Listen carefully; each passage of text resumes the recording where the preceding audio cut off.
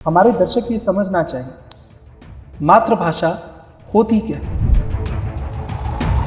जो हमारी सभ्यताएं हैं वो वेस्टर्न सभ्यताओं से कई गुना आगे हैं। वेस्टर्न सभ्यता जो आज सीख रही है, हमारे पूर्वजों ने वो कई कई सालों से वो किया हुआ है। अब साइंस प्रूफ कर रही है कि बच्चा जो है वो माँ के गर्भ में ही भाषा सीखना शुरू कर देता है। तो क्योंकि वो जो भाषा है वो गर्भ में ही सीखी जा रही है, इसलिए वो हमारी मातृभाषा है। कल्चरल और लिंग्विस्टिक डाइवर्सिटी बड़ी इम्पोर्टेंट है। हमारे दर्शकों के लिए टेंजिबल और इंटेंजिबल जोन सी इसके बारे में बताइए। कि जो बच्चे अपनी मातृभाषा में सीखते हैं वो एकेडमिकली ज़्यादा एक्सेल करते हैं दूसरे बच्चों से। 1950 से लेके 2010 तक मर गई हैं 230 भाषाएं मर चुकी हैं ऑल ओवर द वर्ल्ड। 7400 से ऊपर भाषाएं हैं। तो जो भाषा मर रही है वो जा कहाँ रही है? भाषा जब मरती है तो हम मरते हैं। पर्दे पे इतनी अच्छी पंजाबी बोल रहा है, इतनी ठेठ, वो पर्दे के बाहर आते ही वो अंग्रेज कैसे बन जाता है? तो इंडिया में बहुत सारी भाषाओं को खतरा है।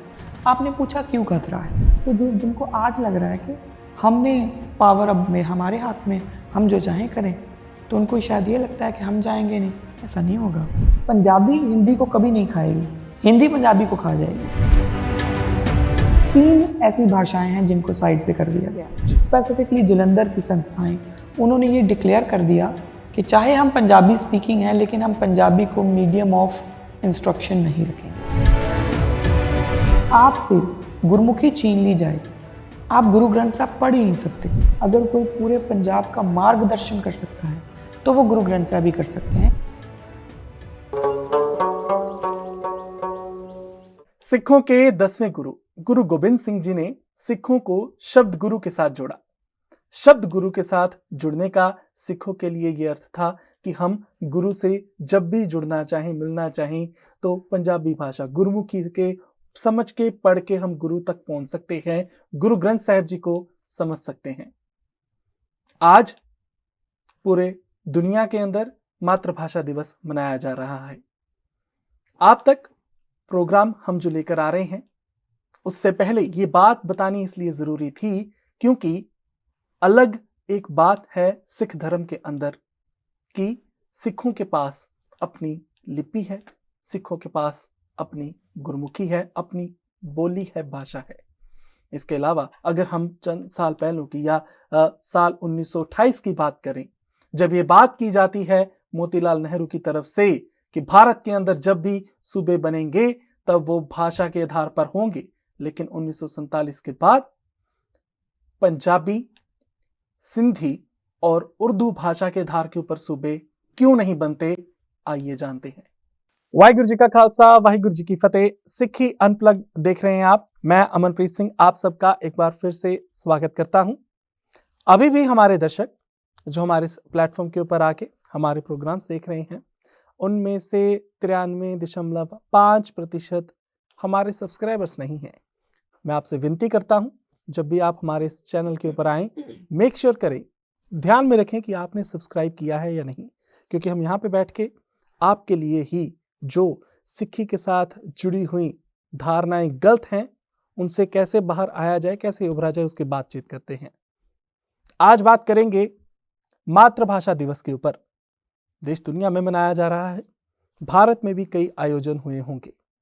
आप हैरान ना हो कि एक सिख अपनी मातृभाषा को छोड़कर हिंदी भाषा के अंदर बात कर रहा है। ऐसा क्यों? ऐसा इसलिए क्योंकि जब बड़ी गिनती के अंदर लोगों को कुछ सरल, कुछ जटिल बातें समझानी हो, बतानी हो, तब इस भाषा के दायरे के ऊपर अगर हम एक कदम आगे बढ़ के बात करें तो कोई हर्ज नहीं है। जी हाँ, मातृभाषा दिवस के ऊपर आज हम बात करेंगे। जरूरी क्यों है मातृभाषा को याद रखना? मातृभाषा हमारी जिंदगी में, आपकी जिंदगी में अहमियत क्या रखती है? और खास तौर पे जब हम बात करते हैं सिखों की, क्या गुरमुखी और पंजाबी भाषा के अंदर कुछ ना कुछ जबरन सवाल पैदा करके भ्रम फैलाने की कोशिश की जाती है? कई इन और चीज़ों के अलावा हम बात करेंगे। आज के प्रोग्राम में हमारा साथ देंगी डॉक्टर किरणप्रीत कौर। उनका स्वागत करते हैं। वाहिगुरु जी का खालसा, वाहिगुरु जी की फतेह। क्या हाल चाल मैम? बिल्कुल ठीक जी, आप सुनाएं। हमने देखा कि इंटरनेशनल लेवल के ऊपर मातृभाषा दिवस जो फरवरी के महीने के अंदर मनाया जाता है, बड़े से बड़े प्रोग्राम भारत के अंदर भी किए जाते हैं जी। इन प्रोग्राम्स को, इन ये जो आयोजन होते हैं, इनका हम स्वागत भी करते हैं। कोशिश हर एक व्यक्ति विशेष की, किसी संस्था की अपनी मातृभाषा को बचाने की सराहनीय है। हमारे दर्शक ये समझना चाहिए मातृभाषा होती क्या है।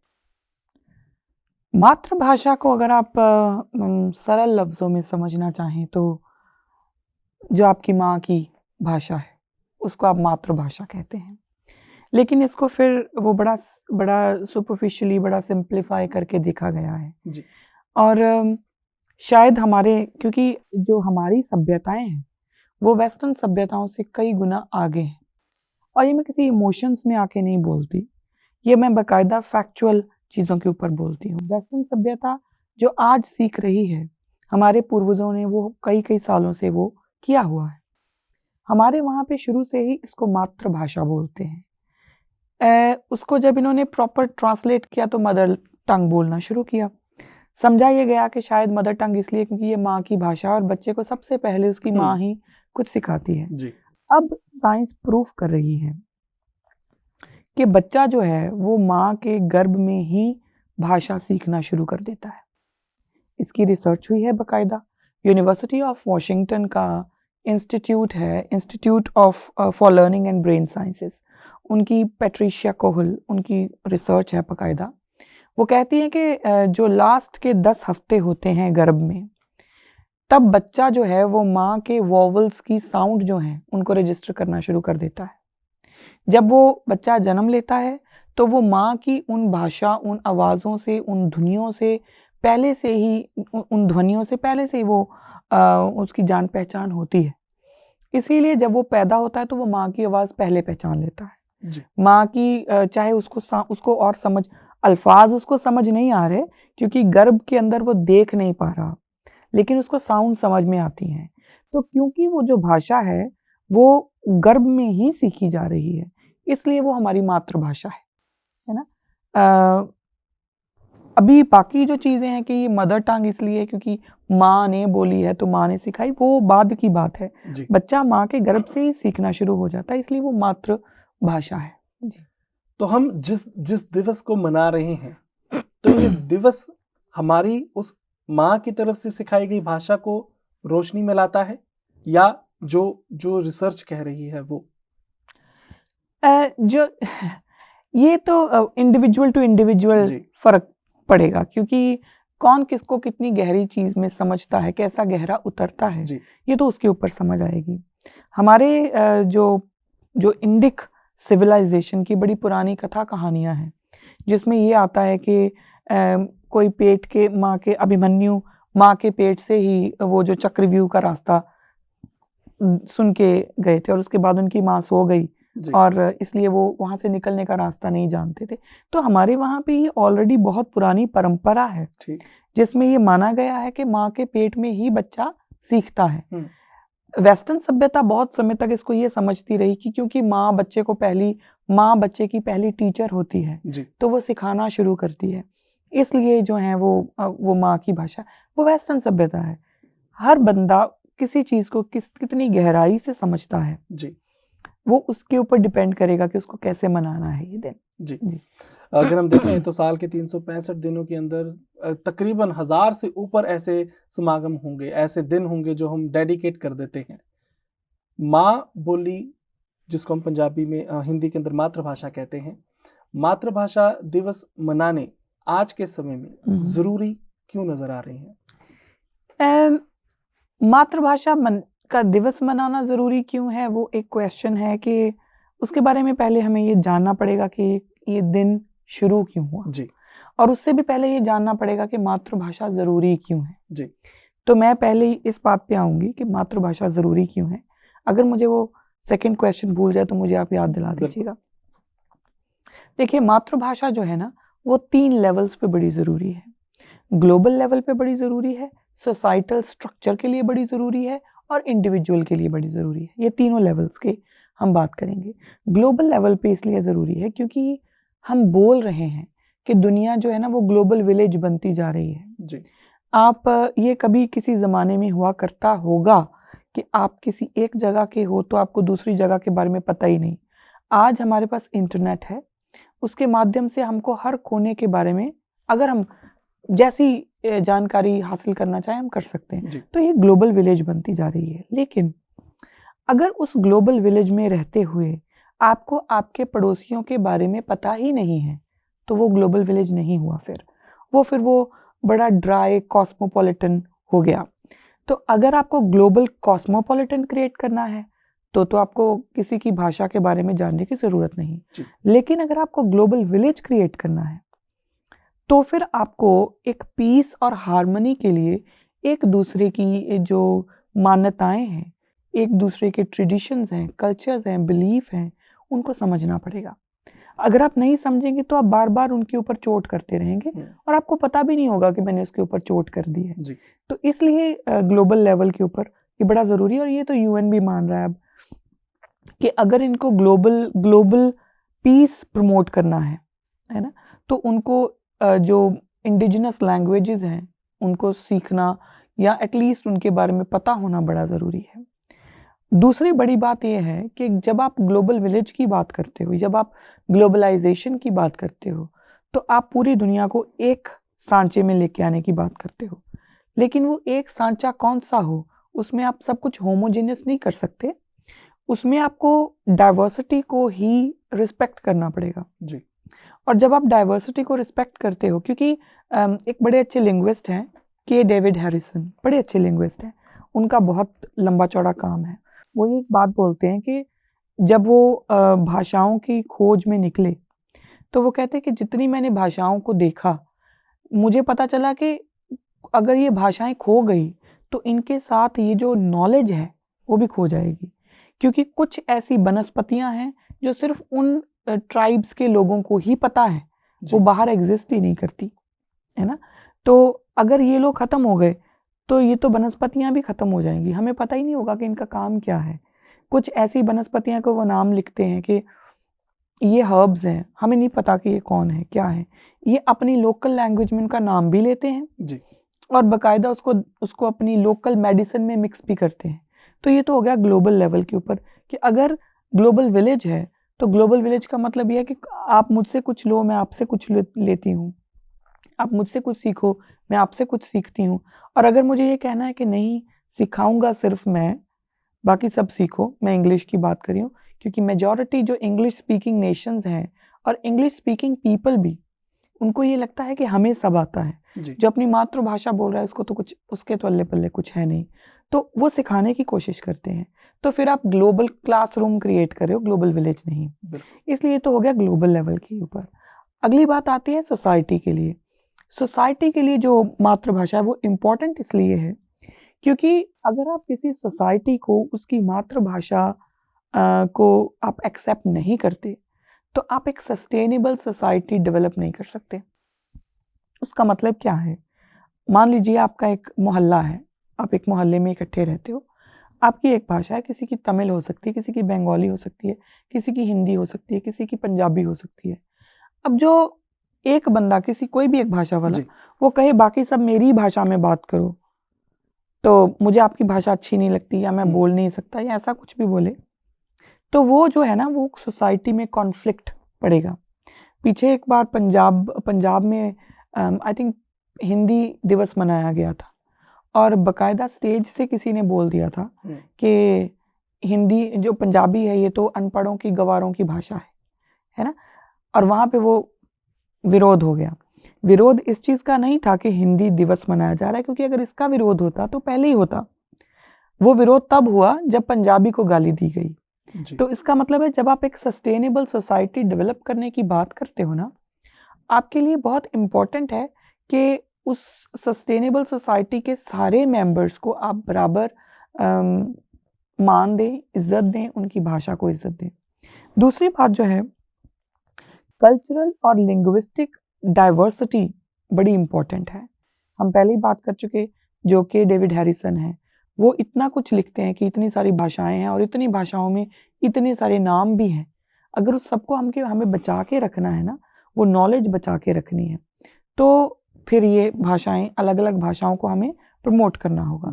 तीसरी बहुत सबसे इम्पोर्टेंट बात ये है, टेंजिबल और इनटेंजिबल हेरिटेज, दोनों के लिए ही भाषाएं बड़ी इम्पोर्टेंट है। हर एक कबीले की, हर एक बस्ती की, हर एक शहर की अपनी एक गाथा होती है, अपनी एक कहानी होती है। और वो मैं माफी चाहूंगा, हमारे दर्शकों के लिए टेंजिबल और इनटेंजिबल जो सी, इसके बारे में थोड़ा। टेंजिबल होती है जिसको आप हाथ लगा सकते हो, हेरिटेज। जैसे आप अगर मान लीजिए जलियांवाले बाग जाते हैं तो आप जलियांवाले बाग का मॉन्यूमेंट देख सकते हैं, लेकिन कुछ ऐसी होंगी जैसे लोक गाथाएं हैं तो वो जुबान से चलेंगी, वो इनटेंजिबल हो गई। लेकिन जो अपनी अपनी गाथाएं होती है ना, वो गाथा उसी भाषा में कही जा सकती है, वो उस भाषा से निकल के कुछ और तो हो जाएगी, उसकी रीटेलिंग तो हो जाएगी, लेकिन वो गाथा गुम हो जाएगी। और उन गाथाओं को, उन कहानियों को रखने के लिए, वो हेरिटेज को बचा के रखने के लिए, किसी की हिस्ट्री को बचा के रखने के लिए बहुत इम्पॉर्टेंट है कि उनकी भाषा को बचाया जाए। फाइनली आती है इंडिविजुअल के ऊपर बात। ग्लोबल हो गया, सोसाइटी हो गई, अब आ गई इंडिविजुअल के ऊपर बात। ये भी यूनाइटेड नेशन की रिसर्च है अब, कि जो बच्चे अपनी मातृभाषा में सीखते हैं वो एकेडमिकली ज़्यादा एक्सेल करते हैं दूसरे बच्चों से। एकेडमिकली एक्सेल कैसे करते हैं? क्योंकि उनका दिमाग पहले से विकसित है और उसी विकसित दिमाग के ऊपर और ग्रोथ उनकी हो रही है, और उसके साथ साथ वो बाकी फैकल्टीज में भी अच्छा कर जाते हैं। लेकिन जो बच्चा जन्म से ही कंफ्यूज्ड है, अंदर उसने अपनी माँ के गर्भ में उसने कुछ और साउंड्स रजिस्टर करी हैं, फिर उसको कुछ और समझाया जा रहा है, उसको बोला जा रहा है कि वो साउंड्स गलत थी या वो गवारों की भाषा थी, उसको छोड़ दो, ये भाषा अच्छी है, इसको लो, तो वो पहले ही कंफ्यूज्ड है। तो कहीं ना कहीं उसकी जो ग्रोथ है उसको भी वो हैम्पर करता है। तो इंडिविजुअली ये बड़ा इंपॉर्टेंट है कि अगर आप अच्छी तरह से आपकी होलिस्टिक डेवलपमेंट चाहते हो अपने बच्चों की, तो उनको उनकी मातृभाषा के साथ जरूर जोड़ो, है ना। तो ये बातें हैं जी। दर्शक जो हमारे साथ जुड़े हैं, हमारी ये कोशिश है कि हम हिंदी में आपको बता सकें कि मातृभाषा दिवस को अगर हम मना रहे हैं तो उसके पीछे छुपे हुए ऐसे पहलू जिनके ऊपर बात की जानी ज़रूरी है। जैसे डॉक्टर किरणप्रीत कौर जी ने बताया कि अगर ज़रूरत है इस भाषा को अपनी मातृभाषा को हम बचा के रखें, या हम ये बात करें कि मातृभाषा ज़रूरी क्यों है, उसके अंदर पहलू ये भी आता है कि ग्लोबलाइजेशन की तरफ अगर हम बढ़ते हैं या बात करते हैं, बड़े गांव की बात करते हैं, तो वहाँ पे दूसरों की मातृभाषा का भी सत्कार करना पड़ेगा। अगर हम सोशली आगे बढ़ रहे हैं, समाज की तरफ अगर हम देख रहे हैं, उनके पहलू को भी हमको सत्कार देना पड़ेगा। और एक अच्छी बात भी कही जो रिसर्च कहती है वर्ल्ड वाइड, कि जो बच्चे अपनी मातृभाषा के अंदर अपनी पढ़ाई करते हैं वो पढ़ाई में आगे बढ़ते भी हैं, अव्वल भी हो सकते हैं। तो अगर आपके आसपास, आपके रिश्तेदारी में कोई बच्चा ऐसा हो जो हिंदी मीडियम में पढ़ रहा हो, तो हम घृणा ना करें। कभी ये ना देखें हम तो इंग्लिश मीडियम में पढ़े हैं, हम ये देखें अगर हम इंग्लिश मीडियम में पढ़े हैं तो हम किसी और की मातृभाषा के अंदर अपनी विद्या को हमने हासिल किया। अगर कोई पंजाबी भाषा के अंदर अपनी विद्या को हासिल कर रहा है तो हम ये ज़रूर देखें कि वो सामने वाला अपनी मातृभाषा के अंदर विद्या हासिल कर रहा है। हो सकता है वो पढ़ाई में हमसे थोड़ा आगे ही हो। आपने यहाँ पे जिक्र किया था कि दिन मनाना जरूरी क्यों, हम इसके ऊपर अब आते हैं। जी। और दिन का इतिहास भी आपसे जानना चाहेंगे। क्या इस दिन को पक्का करने में, इस दिन को मनाने का जो इतिहास है उसके ऊपर अगर आप थोड़ी रोशनी। ये बड़ा इम्पोर्टेंट इतिहास है, बड़ा इम्पोर्टेंट। और इस इतिहास को जान के हमें पता चलता है कि ये मातृभाषा कितनी इम्पोर्टेंट हो सकती है किसी के लिए। बेसिकली ये जो दिन है, ये यूनाइटेड नेशन ने इसको रिकॉग्नाइज किया था 17 नवंबर 1999 में। 1999 मतलब 1999 जी। क्योंकि मैं पंजाबी हूँ तो मेरे लिए 99 कहना ज़्यादा आसान है, 1999। तो तब ये यूनाइटेड नेशंस ने ये रिकॉग्नाइज किया था। और इस दिन को रिकॉग्नाइज किया जाता है as an initiative of Bangladesh. Bangladesh जब पार्टीशन होती है इंडिया की जी तो पाकिस्तान भी जो है वो ईस्ट पाकिस्तान और वेस्ट पाकिस्तान है। ईस्ट पाकिस्तान तब बांग्ला स्पीकिंग लोगों का था। तो पाकिस्तान ने क्योंकि पाकिस्तान एक थियोक्रेटिक कंट्री बना तो उन्होंने अपने अकॉर्डिंग, क्योंकि उनका एक बहुत बड़ा मूल आधार जो था वो भाषा भी था, थियोक्रेटिक तो था लेकिन भाषा के ऊपर भी वो बना, तो उन्होंने अपनी जो उर्दू भाषा है उसको उन्होंने नेशनल लैंग्वेज डिक्लेयर कर दिया। जो बांग्ला बोलने वाले लोग थे जी उनको ये लगा, और वो सच भी था, सच भी लगा, गलत कुछ नहीं लगा, कि जो बांग्ला कल्चर है, जो बांग्ला लैंग्वेज है, उसका उर्दू के साथ कोई लेना देना है नहीं। ठीक। पाकिस्तान के बाकी का जो वेस्ट पाकिस्तान है उसका कल्चर, उसकी लिंग्विस्टिक डाइवर्सिटी, और इधर जो लिंग्विस्टिक आइडेंटिटी, और दूसरी तरफ जो बांग्ला है उनकी अपनी एक लिंग्विस्टिक एंड कल्चरल आइडेंटिटी है। तो उनको ये लगा कि उर्दू के नीचे आके जो हमारी लिंग्विस्टिक डाइवर्सिटी है वो ख़त्म हो जाएगी। तो उन्होंने फिर मांग करनी शुरू की कि आप उर्दू के साथ साथ बांग्ला को भी नेशनल लैंग्वेज घोषित करें, और ये सबसे पहले की थी धीरेन्द्र नाथ दत्ता ने 23 फरवरी 1948 को। उन्होंने कॉन्स्टिट्यूएंट असेंबली में असेंबली में उन्होंने, पाकिस्तान असेंबली में उन्होंने ये बात रखी थी। लेकिन जैसे हमेशा होता है कि अगर कोई माइनॉरिटी कुछ बोल रही है तो उसको दबा दो फिर, तो पाकिस्तान ने उसके लिए बड़ा गलत जो है वो हथियार अपनाया, वो था वायलेंस का, वो था फोर्स का। तो उन्होंने उनको दबाना शुरू किया। फिर आगे चल के स्टूडेंट जो हैं यूनिवर्सिटी ऑफ ढाका के स्टूडेंट्स वो रैलीज निकालना शुरू करते हैं। 21 फरवरी 1952 को 1952 जो हमारी पंजाबी में बोलते हैं, अगर वो हिंदी में 52 ही है तो 52। तो उस समय वो उनकी एक रैली थी और पाकिस्तानी जो पुलिस है उन्होंने गोलियां चला दी। 21 फरवरी 1952 को 5 बच्चे जो हैं वो वहाँ पे शहीद हो गए, बहुत सारे बच्चे जो हैं वो ज़ख्मी हो गए। ये बांग्लादेश की बात है। उसके बाद फिर वो एक बहुत बड़ी एजिटेशन भी चलती है, फिर बांग्लादेश अलग भी होता है, वो बाद की बात है, लेकिन ये 1952 में ऐसा होता है। उसके बाद जो बांग्ला बोलने वाले लोग थे वो उनकी शहीद मीनारों पे जाते रहे, उनको याद करते रहे, वो रैलीज ऑर्गेनाइज करते रहे। आप फोर्स से कभी किसी को दबा नहीं सकते, आप किसी के ऊपर भी कुछ भी इम्पोज नहीं कर सकते। वो आज नहीं कल पलटेगा ही पलटेगा, वो रिवर्ट करेगा ही करेगा। तो उन्होंने ये करने की कोशिश की और उसके बाद वो हुआ ये कि वो और प्रबल हो गया और लोगों ने शहीद मीनारों पे जाना शुरू किया, वही 5 बच्चों की शहीद मीनारें जी।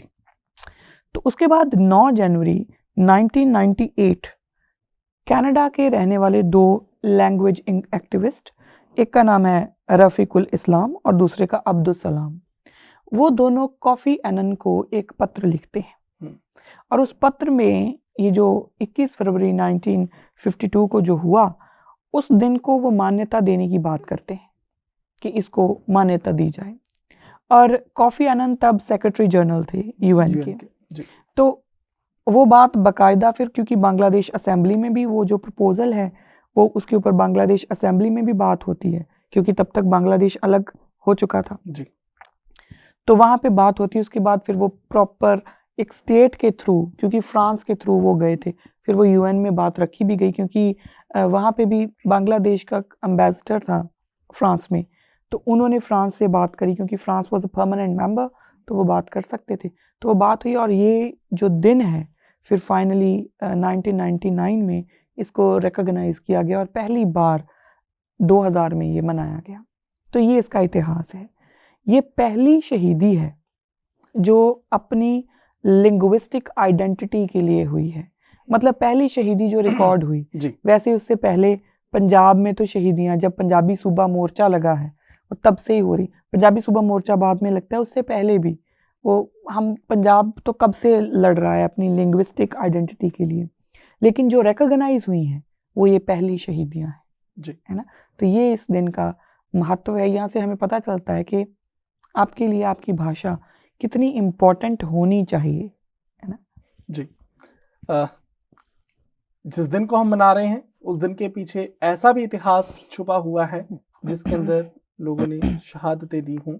हम पंजाब की तरफ भी रुख करेंगे, जैसे डॉक्टर किरणप्रीत कौर जी ने कहा कि पंजाबी सूबे के लिए भी मोर्चा एक लगा, जिस मोर्चे के अंदर जो शहादतें हुई।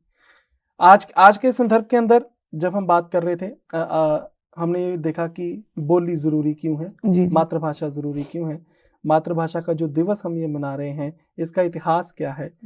आज के समय के अंदर ये दिवस लगातार आने वाले सालों में जब मनाया जाता है तब कोशिशें ये होती हैं कि जोन सी बोलियां हैं उनको प्रिजर्व किया जाए, उनको बचाने की कोशिश की जाए। हमने कई जगह के ऊपर देखी, बड़े मुल्क जैसे भारत, हम अफ्रीका की बात करते हैं, बड़े कॉन्टिनेंट्स, वहां पे भी ऐसी छोटी बोलियां होती होंगी।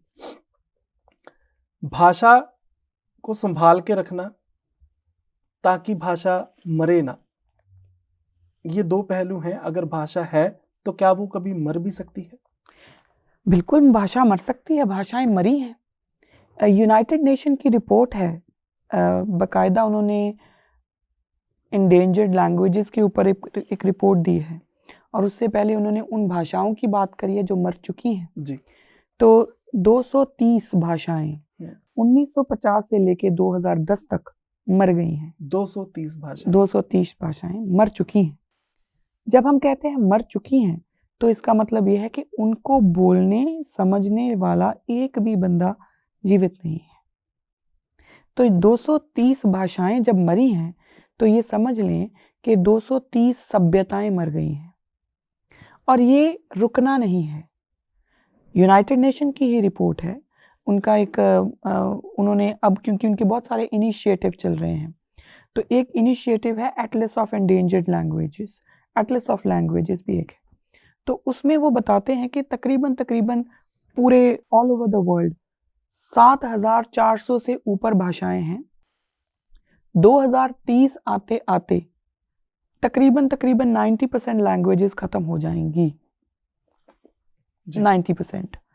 90% लैंग्वेजेस खत्म होने का मतलब हुआ कि केवल 10% बचेंगी, जिसका मतलब 7,000 सभ्यताओं में से सिर्फ 700 बचेंगी जी।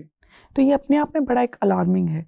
जब हमारे ना अक्सर ये लोग बोलते ऐसा कभी नहीं होता, भाषा कभी नहीं मरती। हमें ये अंदाजा ही नहीं है कि लोगों की भाषाएं मर चुकी हैं, मर रही हैं, और लोग अपनी भाषाओं को बचाने के लिए लड़ भी रहे हैं। आपने यहाँ पे कहा कि 230 भाषाएं पिछले चंद सालों में मरी हैं। जो बोलने वाला नहीं है, जिसके ऊपर कोई बात करने वाला या समझने वाला नहीं है जी। अगर वो भाषाएं लिटरेचर के रूप के अंदर अभी भी कहीं हैं तो क्या हम उसको मानेंगे कि ये जीवित है? आप म्यूजियम गए हैं? जी। म्यूजियम में जाके आपको वो डायनासोर का स्ट्रक्चर भी बना मिलता होगा, वो जीवित नहीं है। ठीक। बिल्कुल वैसे ही वो जो लिटरेचर पढ़ा है वो म्यूजियम पढ़ा है, उसको ना बोलने वाला कोई है ना समझने वाला कोई है। जी। हाँ, आप किताब खोल के ऐसे पन्ने उसके ऐसे करके देख लोगे कि अच्छा ऐसा कुछ करते होंगे, ऐसे सिंबल्स होते होंगे, लेकिन उनका मतलब क्या है, उसमें लिखी नॉलेज क्या है, वो कल्चर क्या है, वो नहीं जान पाएंगे। वो उतना ही अच्छा है जितना डायनासोरस है ना, इससे ज्यादा वो मुझे नहीं लगता कि इससे ज्यादा कुछ क्लैरिफाई हो सकता है। जी, आप अपनी बात को पूरी कीजिए कि जब सिर्फ 700 सभ्यताएं बच जाएंगी, 700 भाषाएं बच जाएंगी, तो जो भाषा मर रही है वो जा कहाँ रही है? उस किसी भाषा के खत्म होने का कोई पड़ाव होता होगा, एक ऐसा पॉइंट रहता होगा जहाँ से समझ आता हो कि हाँ ये हमारी बोले जाने वाली भाषा समाप्त हो रही है। ये बड़ा अच्छा है कि भाषाएं जा कहाँ रही हैं। ये किसी ने पूछा था, और मैंने किताब में भी लिखा पढ़ा था कि भाषा कोई ऑर्गेनिक एलिमेंट नहीं है, कोई ह्यूमन बीइंग नहीं है कि वो मर गया और उसको यहाँ दफन किया है या जहाँ जलाया है या उसकी स्मारक बना दो, ऐसा कुछ नहीं है। भाषा जब मरती है तो हम मरते हैं। तो भाषा की स्मारक कहाँ बनती है? वो हमारी खुद की जब बौद्धिक दिवालिया निकल जाता है ना, वहां उसकी स्मारक बनती है। बौद्धिक दिवालिया उसका निकलता है जिसको खुद की ही आइडेंटिटी के बारे में पता नहीं। आपने पड़ाव पूछे, मैं फिर अपने मन से ना बोलते हुए यूनाइटेड नेशंस की ही बात करूंगी। यूनाइटेड नेशंस ने सेफ टू एक्सटिंक्ट इस पैरामीटर के ऊपर 4 मेजर पड़ाव में भाषाओं को डिवाइड किया है, ठीक, सारी भाषाओं को। सबसे पहला पड़ाव है वल्नरेबल। उसका मतलब है कि वल्नरेबल है भाषा, मतलब सेफ नहीं है, वल्नरेबल है। और उसका उन्होंने जो पैरामीटर दिया है कि जो बच्चे हैं वो घर से बाहर वो भाषा नहीं बोलते, घर के अंदर तो बोलते हैं, घर के बाहर नहीं बोलते। ये चीज़ हम यहाँ बैठे पंजाब के कंटेक्स्ट में देखें, यहाँ पे हमारे बहुत सारे पंजाबी बोलने वाले बच्चे हैं जी, जो शायद घरों में वो पंजाबी भी बोलते हैं, गुरुद्वारे में जाके वो पाठ भी करते हैं। मेरा दिल टूटता है कभी कभी, मिस्टर सिंह या कहीं भी और आप जाएं तो वहाँ पे पूरे बाणे में बच्चे बैठे होते हैं, प्रॉपर दाढ़ा प्रकाश अमृत छका हुआ, वो वहाँ पे इंग्लिश में बात कर रहे होते सारी, और उनकी वो मातृभाषा नहीं है, जी, ठीक है, फिर भी वो इंग्लिश में बात कर रहे होते। तो वो है वल्नरेबल, वो पड़ाव है कि अपने घर पे वो बोलते होंगे अपनी भाषा, बाहर नहीं बोलते, वो वल्नरेबल। सेकंड पड़ाव जो है वो आता है डिस्टिंक्टली एंडेंजर्ड। डिस्टिंक्टली एंडेंजर्ड का मतलब ये है कि जो बच्चे हैं वो बोलते ही नहीं वो भाषा, ना घर पे ना बाहर। उनके माँ बाप बोलते हो सकते हैं लेकिन वो नहीं बोलते। बोलते नहीं मतलब इसके अंदर दायरा शर्म का है, सीखने का है? शर्म का घर के अंदर आपको शर्म नहीं होती, घर के अंदर आपको समझाया ही ये जाता है कि तुम्हें क्या लेना पंजाबी से, तुम्हें क्या लेना किसी और भाषा से, तुम अंग्रेजी बोलो, है ना। और ये स्पेसिफिकली बाहर के मुल्कों में ज्यादा, अब तो वैसे पंजाब में भी होने लग गया। अब तो मुझे लगता है कि ऑल ओवर इंडिया बॉलीवुड ने बड़ा चमत्कार किया है इसमें, है ना, कि उन्होंने सारा ही इंग्लिश स्पीकिंग कर दिया है। हिंदी की फिल्म की प्रमोशन हो रही होती है इंग्लिश में, और मुझे कभी समझ ही नहीं आता कि वो कैसे प्रमोशन करते हैं। एंड सिमिलरली पंजाबी में है, पंजाबी की फिल्म की प्रमोशन हो रही होती है हिंदी में। तो मुझे नहीं समझ आता कि जो बंदा पर्दे पे इतनी अच्छी पंजाबी बोल रहा है, इतनी ठेठ, वो पर्दे के बाहर आते ही वो अंग्रेज कैसे बन जाता है। तो वो एक ना, हमने क्योंकि उसको एक बना लिया है कि ये हमारा स्टेटस सिंबल है। If you can speak in English तो आप इंटेलिजेंट हो। इंडिया की तो ये प्रॉब्लम है ना, आप अंग्रेजी बोलते हो आप पढ़े लिखे हो, आप अंग्रेजी नहीं बोल सकते तो आप नालायक हो, चाहे आप शरण कुमार लिम्बाले क्यों ना हो। शरण कुमार लिम्बाले की मैं बहुत बड़ी फ़ैन हूँ, बड़े अच्छे वो नॉवलिस्ट हैं, दलित नॉवलिस्ट हैं वो, मैं बड़ी फ़ैन हूँ उनकी। लेकिन आप उनका काम आप देखें और किसी English so called English convent educated का काम आप देखें, उनमें पैरेलली कुछ नहीं है। लेकिन हम कहते हैं कि नहीं जी, वो क्योंकि अंग्रेजी में है उसको पब्लिशर भी मिलने चाहिए, सब कुछ, वैसे बंदे के काम को आप प्रमोट भी नहीं करते। तो ये बात होती है।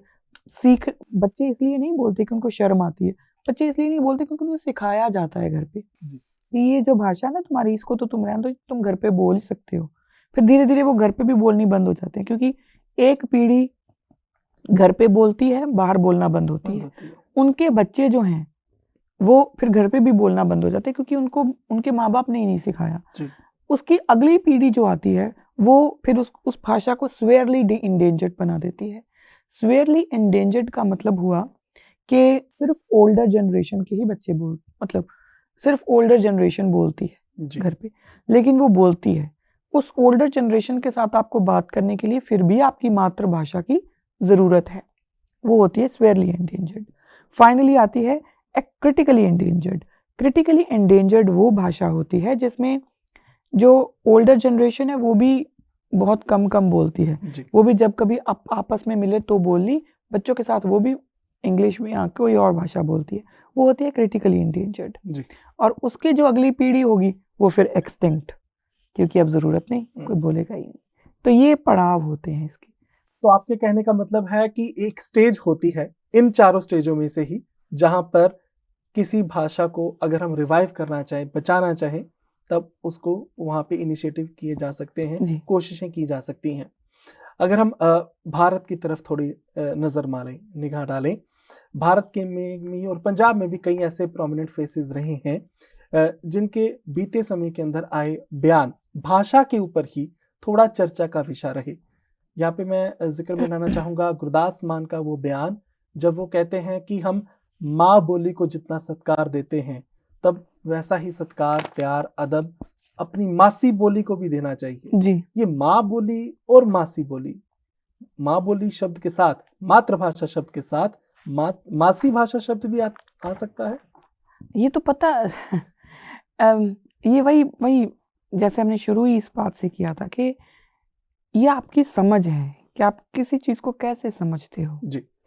अब जो माँ है और जो मासी है, हमने ये बात बोली है कि जो माँ के पेट में ही बच्चा सीखना शुरू हो जाता है, तो उस बच्चे की मासी जो है उसकी भाषा वही होगी जो उसकी माँ की होगी। जी। है ना। हाँ, कोई और कारण हो अननोन तो वो हम नहीं कह सकते, लेकिन अदरवाइज मासी की भाषा माँ की भाषा ही होगी। जी। क्योंकि वो फैमिलियल भाषा है, वो फैमिली की भाषा है ना।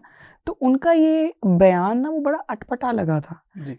और दूसरी बात ये है कि भाषाओं की कोई मासियां ताइयां चाचियां नहीं होती, भाषा सिर्फ माँ की भाषा होती है, पिता की भाषा भी कोई नहीं होती। कभी सुना है ये मेरी पितृ भाषा है? नहीं सुना ना, क्योंकि इसका लॉजिक ही नहीं है ना। इसका कोई और लॉजिक नहीं है। जो अभिमन्यु की ही हम बात कर लें तो अभिमन्यु की माँ सो गई, पिता फिर भी बता रहे हैं तो वो तो नहीं सुन रहा क्योंकि माँ सो गई। तो वो जो भाषा का लिंक है ना, मातृभाषा का लिंक, वो सिर्फ माँ के साथ है, वो ना पिता के साथ है, ना दादी चाची मासी किसी के साथ नहीं है। तो इसलिए उनका ये कहना ना अपने आप में बड़ी वो शैलो थिंकिंग कह लीजिए या उनको शायद लैक ऑफ अंडरस्टैंडिंग कह लीजिए। बहुत लोग उनको लेजेंड कहते हैं, शायद वो अपने फील्ड में होंगे भी, लेकिन हर जगह पे हम एक्सपर्ट नहीं होते है ना।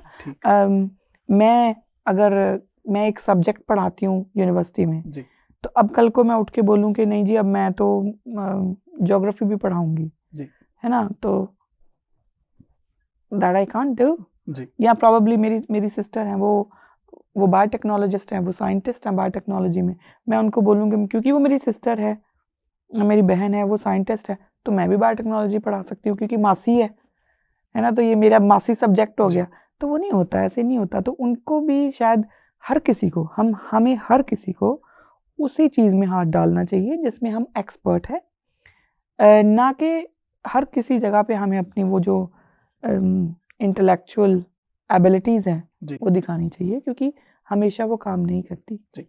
एक मेरा सवाल था जो हम पहले बात कर रहे थे कि भाषा खत्म हो भी सकती है।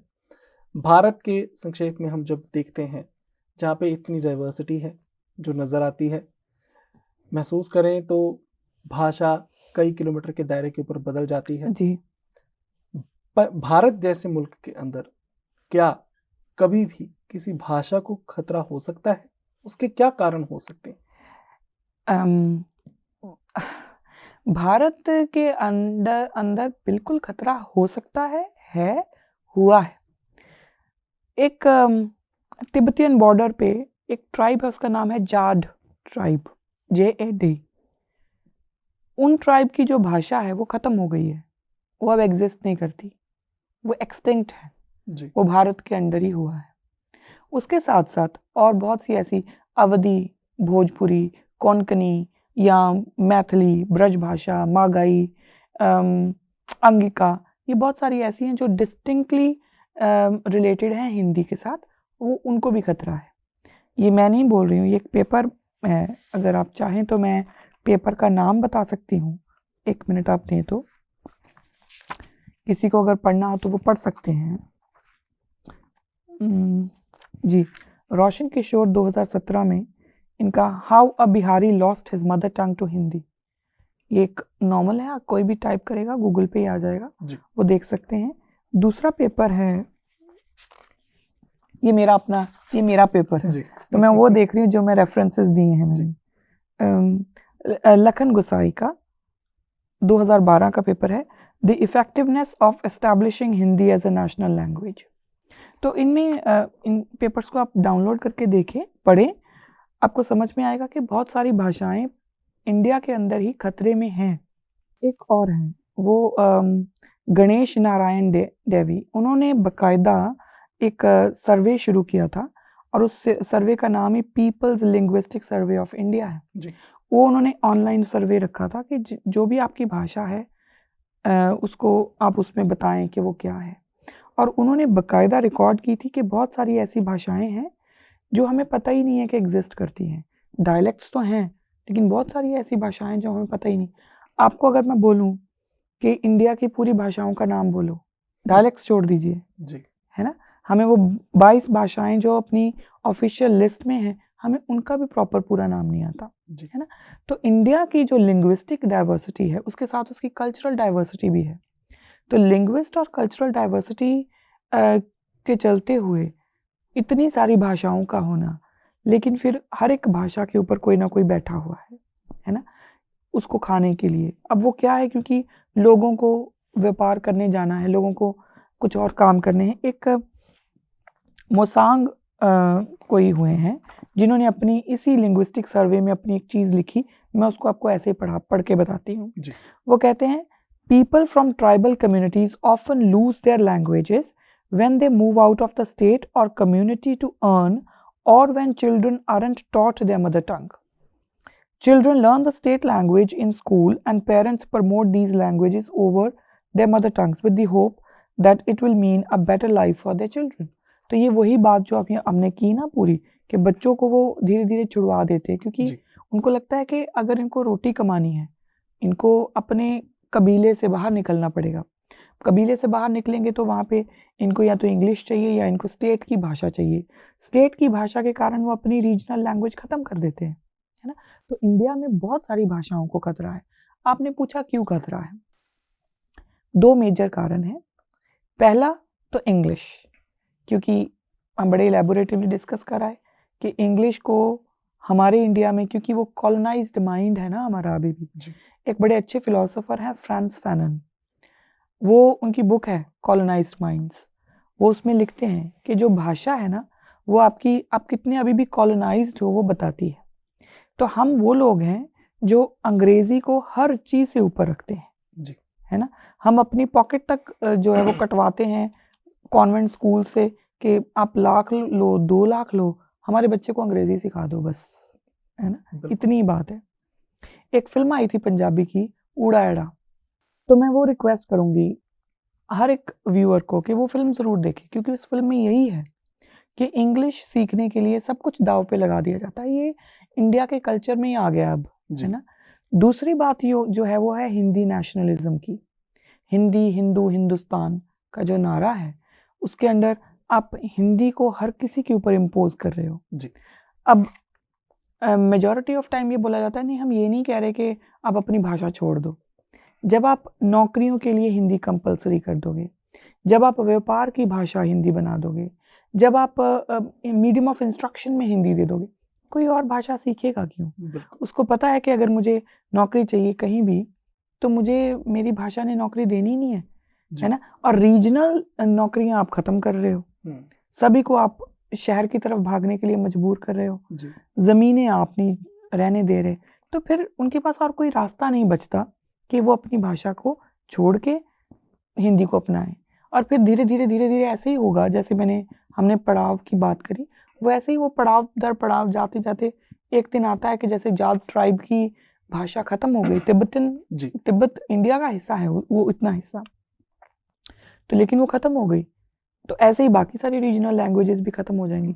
बहुत सारी रीजनल लैंग्वेजेस हैं जो ऑलरेडी खत्म होने की कगार पे हैं, अवधि है जी। भोजपुरी, अब कोई भोजपुरी बोलता है उसको लगता है वो हिंदी ही बोल रहा है। आउट ऑफ जो भोजपुरी लोग नहीं बोलते वो उनको सुनता है, उनको लगता है अच्छा ये हिंदी ही बोल रहा है ना। तो वो क्या है, वो इसी को तो आप लिंग्विस्टिक इंपीरियलिज्म बोलते हो ना, कि उस भाषा की धीरे धीरे करके वो खत्म ही कर दी है। दूसरी जो सबसे बड़ी बात है वो ये है कि आप देखें भोजपुरी में जितनी फिल्में बनती हैं, उनके जितने गाने बनते हैं, भोजपुरी लिटरेचर बड़ा रिच लिटरेचर है, लेकिन जब वो फिल्मों में आता है तो वो बड़ा वल्गर सा ही हो जाता है जी। वो भोजपुरी लिटरेचर की उसमें झलक भी नहीं होती, है ना। तो ये बड़ा एक ना सोचा समझा पैतड़ा होता है किसी एक चीज को थोपने का। अब जो भोजपुरी बोलने वाले लोग हैं, अगर उनको साफ सुथरा सिनेमा देखना है तो उनको हिंदी सिनेमा ही देखना पड़ेगा, बिल्कुल। है ना। तो ये ऐसे करके बहुत सारी भाषाएं खाई जा चुकी हैं हिंदुस्तान में, खाई जा रही हैं। जी, और ये भी होता है कि भाषा जीवित है या नहीं, या लोग उस भाषा को कितना अभी तक अपनी दिनचर्या में ला रहे हैं, बोली में ला रहे हैं, बातचीत में ला रहे हैं। क्योंकि बीते साल भी देखा गया, छत्तीसगढ़ की कुछ संस्थाओं ने ये विरोध किया कि सरकारी नीतियां, केंद्र सरकार की जितनी नीतियां भी आम ग्रामीण लोगों तक पहुंचाने का जो साधन था, जी, लोगों को मदद के लिए सरकार जो अपनी तरफ से फंड देना चाहती थी, उसकी जानकारी भी हिंदी भाषा में दी जा रही थी। और वो छत्तीसगढ़ के लोग कह रहे थे, हमको जो बताया जा रहा है हमको समझ नहीं आ रहा है। जी, और अवधि भी निकल जाती थी उनकी तरफ से एप्लीकेशन दायर करने की, लेकिन उन तक जानकारी पहुंच नहीं पाती थी। आपने यहाँ पे एक जिस बात का जिक्र किया कि होड़ लगी हुई है कि एक भाषा हो, एक मुल्क हो, उसी दौड़ के अंदर जब उसी मुल्क की राज्य सरकारें मातृभाषा दिवस मनाने की और अपना कदम बढ़ाती हैं, तब ये अलग चीजें नहीं लगती कि एक तरफ आप नैरेटिव चला रहे हैं कि एक मुल्क हो, एक भाषा हो, और दूसरी तरफ खत्म होने की कगार पे आई भाषाओं को और जिन भाषाओं को जज़ब करने की कोशिश हिंदी की तरफ से या हो रही है या नहीं, तब आप कहते हैं कि आप मातृभाषा दिवस भी मनाएं। देखिए ये ना दो अलग अलग चीजें होती जी, हैं, आप दिखाते क्या हो और आपका एजेंडा क्या है। जी, ऐसे तो जो हमारी जो गवर्नमेंट है, इंडियन गवर्नमेंट, उसका नारा था सबका साथ सबका विकास। और आज वो कोई एक उठ के आता है 25-26 साल का वो लड़का और वो बाबा बन जाता है और वो बोलना शुरू करता है कि हिंदू राष्ट्र बना दो। जी, तो हिंदू राष्ट्र में तो सबका साथ सबका विकास नहीं होगा। हम्म, और अगर उनको लगता है कि होगा, तो फिर कोई और अगर अपना राष्ट्र मानता है तो फिर उसके ऊपर प्रॉब्लम नहीं होनी चाहिए। जी, क्योंकि अगर वो ये बोलते हैं कि हिंदू राष्ट्र में सारे एक साथ रहेंगे, जी, तो बाकी भी तो यही बोलते हैं। फिर खालिस्तान की बात ले लें आप, बाकी सारा कुछ फिर वो भी, तो ये दोनों आइडियोलॉजीज फिर अलग कैसे हुई है ना। जी, फिर आप उसको डिमोनाइज कैसे कर सकते हो, फिर आप उसको क्रिमिनलाइज कैसे कर सकते हो। तो दिखाना कुछ और होता है, एक्चुअल में आपको कुछ और करना होता है। ये परंपरा वैसे उस क्षेत्र की थी नहीं, अब बन गई है। अब बन गई है ना, क्योंकि अब तो खुलेआम ऐसा हो रहा है, आप कहते कुछ हो, होता कुछ और है, करते कुछ और हो। जब आपका क्वेश्चन था कि इनको मनाना, आप देखिए आपको ना क्योंकि आप पूरी दुनिया में सबसे बड़ी डेमोक्रेसी माने जाते हो, जी, वो डेमोक्रेसी को होक्स ना बना दिया जाए ऑल ओवर द वर्ल्ड। है वो होक्स ही वैसे अभी आजकल के हिसाब से, लेकिन दुनिया को समझ में ना आए, इसलिए आप क्या करते हो कि फिर आप उसको वाइट वॉश करते हो। देखिए जी, हम इंडिजिनस लैंग्वेज डे मना रहे हैं, हम मदर लैंग्वेज डे मना रहे हैं, लेकिन फिर आप सब ये भी बोल देते हो कि सबकी मातृभाषा हिंदी ही जी, है ना, सब यहाँ पे हिंदू ही हैं। तो आप उनकी कल्चरल आइडेंटिटी, उनकी रिलीजियस आइडेंटिटी, उनकी पर्सनल आइडेंटिटी खत्म करने की बात करते हो और बोलते हो कि हम ऊपर जी, बोलते हो कि हम प्रमोट करते हैं डाइवर्सिटी। तो ये अपने आप में पैराडॉक्सिकल स्टेटमेंट्स हैं। आई थिंक कि इस तरह की चीज़ें जैसे बांग्लादेश में हुआ, जी, आप कभी कुछ भी इम्पोज करोगे ना, वो काम नहीं करेगा, है ना। और आज नहीं कल आप पीछे से आ जाओ, जितनी भी जोर जबरदस्ती से सभ्यताएं इस्टेब्लिश हुई, वो जी, खत्म भी ऐसे ही हुई हैं, वो हुई हैं खत्म। चाहे वो मुगल एम्पायर को कभी लगा होगा कि हम चले जाएंगे, कभी लगा होगा उनको? बिल्कुल, वो इतने पावरफुल हो गए थे, उनको लगा होगा? नहीं। अंग्रेज जो पूरी दुनिया पे राज कर रहे थे, उनको लगा होगा कि कभी हम अपनी जगह पे ही सीमित हो जाएंगे? नहीं, क्योंकि उनको उनको भी लगता था कि हमारा जो परचम है वो कभी डूबता नहीं। जी, तो जो जिनको आज लग रहा है कि हमने पावर अब में हमारे हाथ में, हम जो चाहें करें, तो उनको शायद ये लगता है कि हम जाएंगे नहीं, ऐसा नहीं होगा, है ना। जी, तो ये जो सबका साथ सबका विकास है ना, उसको अगर प्रैक्टिकल रूप दिया जाए, तभी आप आगे बढ़ सकते हो, तभी आप एक टोटलिटी में आप आगे बढ़ सकते हो। और वो तभी होगा जब आप हर एक भाषा को, हर एक कल्चर को, हर एक रिलीजियस आइडेंटिटी को उनका मान दें। जी। मातृभाषा के अंदर अगर हम अब थोड़ी बात पंजाबी भाषा की भी करें, बात हमने ये भी देखी कि भाषाएं खत्म होती हैं, उनको जज़ब किया जाता है। क्या पंजाबी भाषा कभी किसी दूसरी भाषा को जज़ब कर सकती है? जितनी भी इंडिजिनस लैंग्वेजेस हैं, वो कभी दूसरी भाषा को जज्ब नहीं करती। उसका कारण होता है, जितनी भी बड़ी जो भी आप इंग्लिश की ही बात ले लें, इंग्लिश जो है वो इंडिविजुअली कोई लैंग्वेज नहीं है जी, उधार की ली हुई लैंग्वेज है। कुछ वर्ड्स रोमन से लिए, कुछ लैटिन से लिए, कुछ फ्रेंच से लिए, कुछ वहाँ का कोई डायलेक्ट लिया और इकट्ठा करके एक अंग्रेजी भाषा सेल्टिक या केल्टिक जैसे भी ये बोलना चाहें वो ली, तो उसको वो अंग्रेजी भाषा बना दिया गया। तो वो इंडिजिनस नहीं है जी, लेकिन फ्रांस की जो रीजनल लैंग्वेजेस हैं वो खा के ही फ्रेंच भाषा बनी है ना। तो जो भाषा उधार की चीज़ें लेके बनी होती है ना, तो उसने कुछ उधर से भी उठाया होता है, कुछ इधर से भी, कुछ उधर से भी। तो होता क्या है कि वो हर एक भाषा को लगता है अच्छा मेरे वर्ड्स उसमें हैं, तो वो भी वो वर्ड्स इजीली यूज करने शुरू करता है। तो हम जिस भाषा के अंदर भी बात कर रहे हैं जी, ये इंडिजिनस भाषा है? हिंदी? हिंदी जी नहीं, हिंदी इंडिजिनस भाषा नहीं, नहीं है, हिंदी बोरोड भाषा है। बोरोड भाषा है। जी, जो इंडिजिनस भाषा होती है ना वो निरोल होती है ना।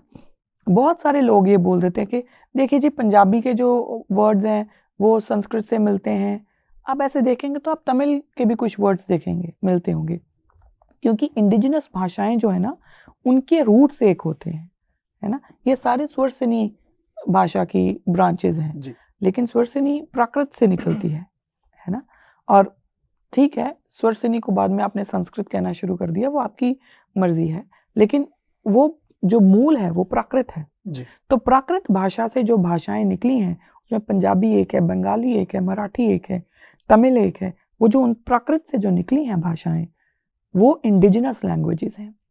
ये जो हिंदी है, हिंदी का जन्म तो होता है 19th सेंचुरी में, जी, हिंदी उससे पहले नहीं थी, है ना। वो हम डिस्कस करेंगे जब हम पंजाबी का जी, शायद डिस्कस करेंगे।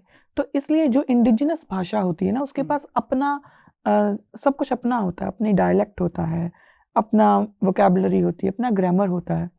वो किसी के साथ रिजेंबल तो कर सकती है लेकिन कभी भी उसको ओवरलैप नहीं करेगी क्योंकि वो अपने आप में संपूर्ण जी, है ना।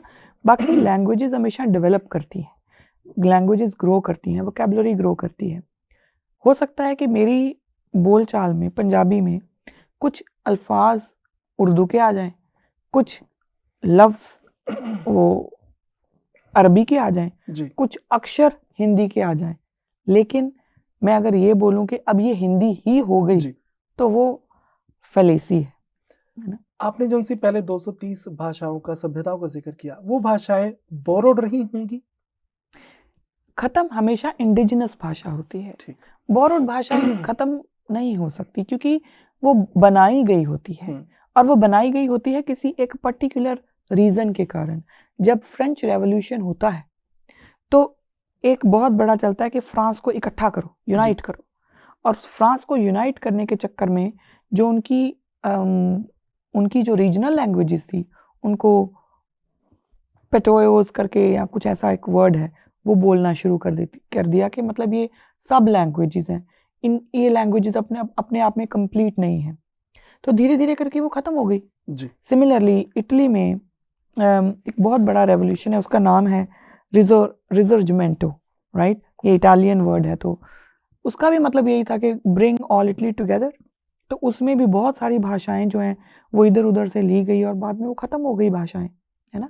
तो वो हुआ ही इसलिए क्योंकि जो इटालियन भाषा बनाई गई जी, तो वो बनाई गई टू यूनिफाई इटली, जी, है ना। वो रीजनल लैंग्वेजेस अपने आप में स्वतंत्र होती हैं, उनकी एक सॉवरेनिटी होती है। जी, जो एक मेजर लैंग्वेज बनाई जाती है सबको मिला के, जी, वो इसलिए बनाई जाती है कि ये सारे जिस भी वो एरिया की बात कर रहे हैं उसको एक साथ रखा जा सके।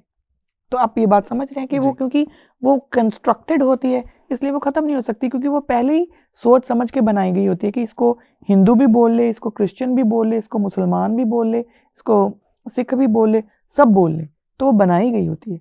ये जो गुरदास मान साहब ने बोला था ना कि आप कहीं और जाएंगे तो आप कैसे समझेंगे, आपको तो पंजाबी, क्योंकि पंजाबी रीजनल लैंग्वेज है जी, और वो जो बनाई गई भाषा है हिंदी, जी, अब वो ऑल ओवर द इंडिया है।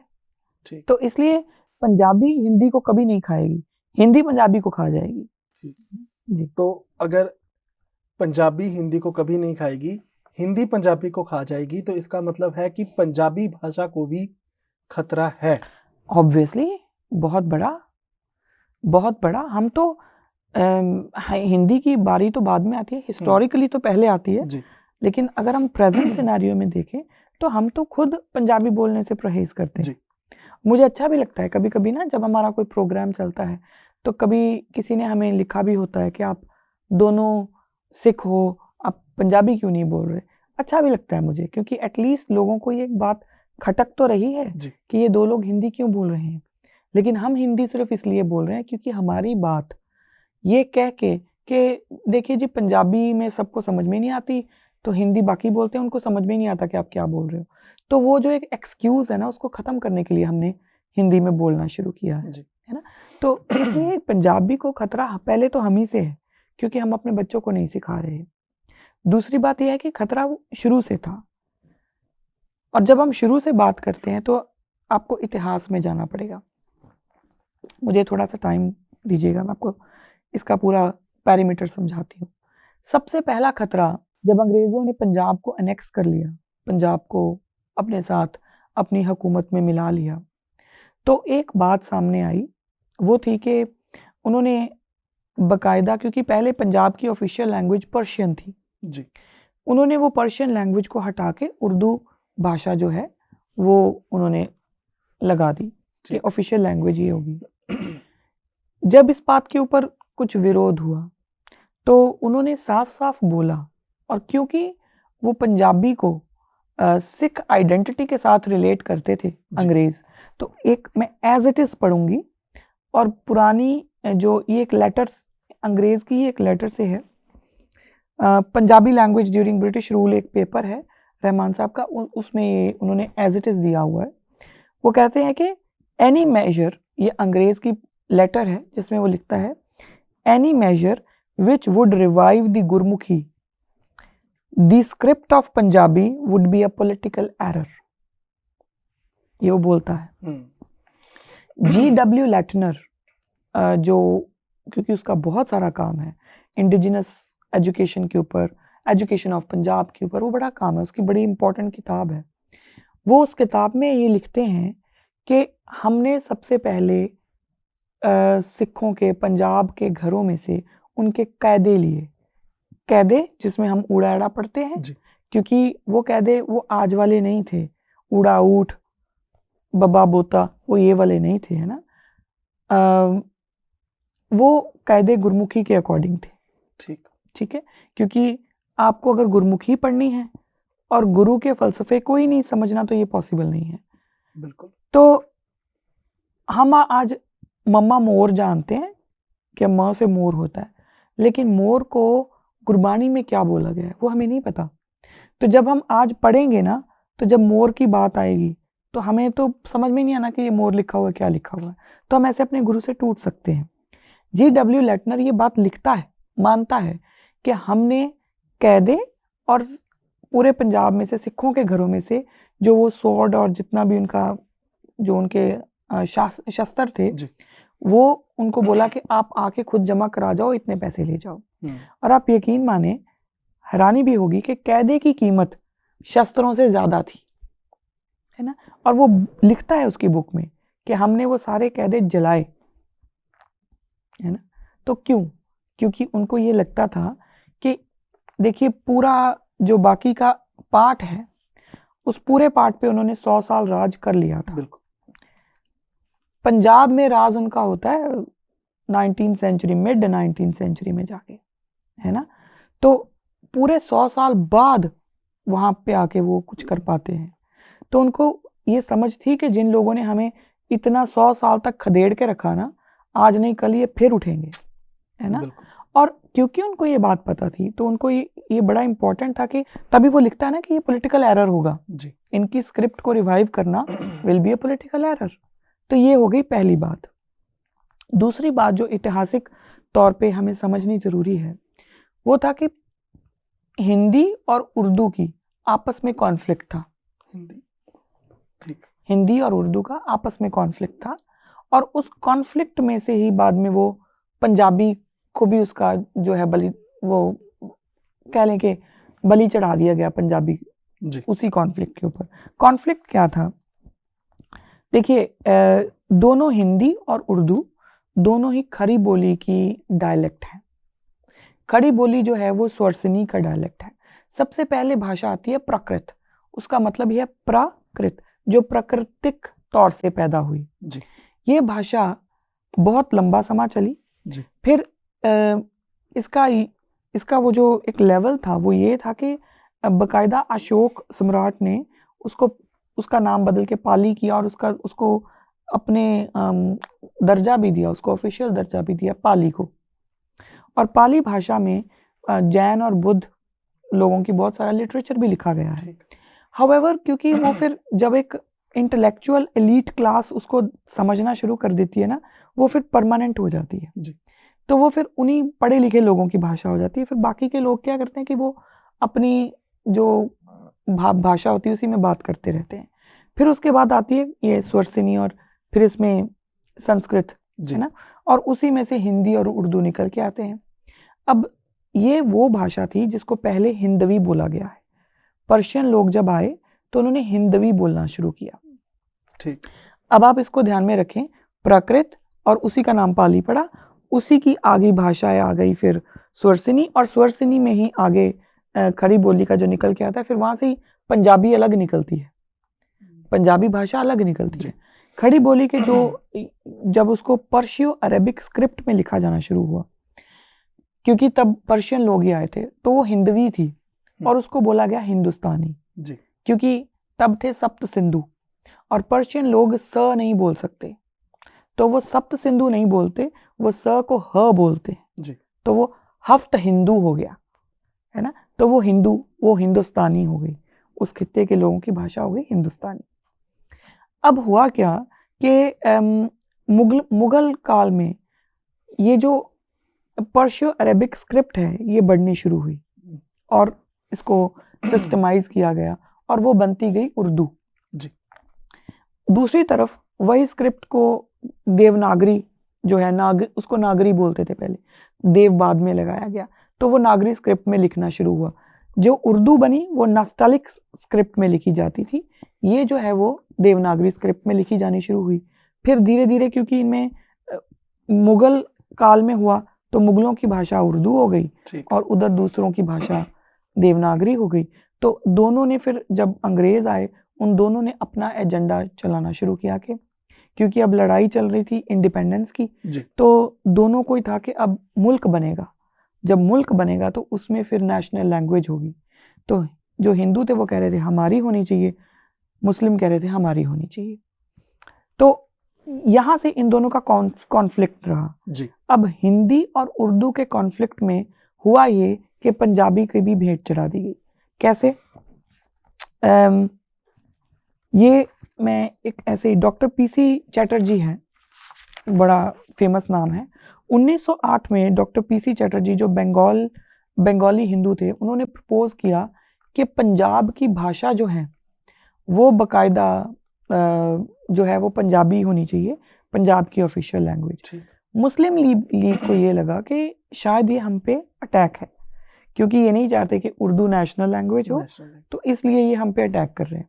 तो उन्होंने फिर क्या किया कि उन्होंने रिजेक्ट किया। बकायदा 1910 में 10 के जो मुस्लिम लीग का सेशन हुआ है, उन्होंने पंजाबी भाषा को ऑफिशियल भाषा बनाने के खिलाफ मता पास किया है।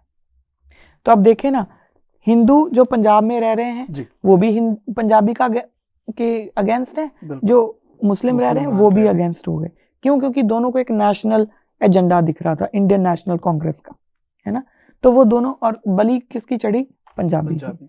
तो यहाँ पे हो गया पंजाबी को खतरा। वो अंग्रेजों ने पहले दिन से ही उसके साथ अच्छा व्यवहार, पंजाबी भाषा के साथ अच्छा व्यवहार नहीं किया, क्योंकि आपको शायद पता होगा कि जब अंग्रेज आए हैं तो 1854 तक भी उन्होंने कभी सिखों को अपनी उसमें भर्ती नहीं किया फौज में जी। उसके बाद फिर वो सिख रेजिमेंट बनाते हैं, वो बात की बात है, लेकिन तब तक उन्होंने नहीं किया क्योंकि फॉर ऑब्वियस पॉलिटिकल रीजंस। तो उनकी भाषा को भी उन्होंने प्रमोट नहीं किया। हिंदी और उर्दू क्योंकि आपस में कॉन्फ्लिक्ट में थी, तो पंजाब में इन्होंने भी अपना आगे नहीं लेके आए। तो पंजाबी के साथ हिस्टोरिकली एक बहुत बड़ी कह लें कि भेदभाव होता रहा है। आगे चल के यहाँ पे ये थोड़ा समझाएं, भेदभाव अगर होता होगा, चलो अगर मुगल काल के अंदर भेदभाव हुआ, हमने माना, जर भी लिया, वही भेदभाव आगे कंटिन्यू होता है, अंग्रेज करते हैं, वही भेदभाव आज के समय के अंदर भी नजर आ रहा है। जी, तो पंजाबी भाषा के ऊपर ये चलता आ रहा भेदभाव कैरी फॉरवर्ड कैसे हो रहा है? देखिए वही ना, क्योंकि जब आप हिस्ट्री में देखते हो जी।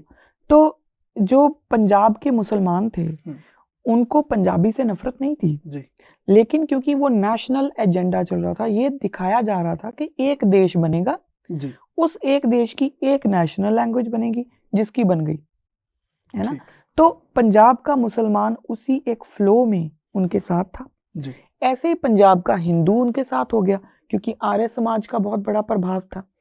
1928 में मोतीलाल नेहरू की जो रिपोर्ट आती है बकायदा एनुअल सेशन में, 1920 के एनुअल ओपन सेशन में, तो ये प्रॉमिस किया जाता है कि जो भाषा के ऊपर स्टेट्स को ऑर्गेनाइज किया जाएगा। जी, हुई भी, स्टेट्स ऑर्गेनाइज हुई भी।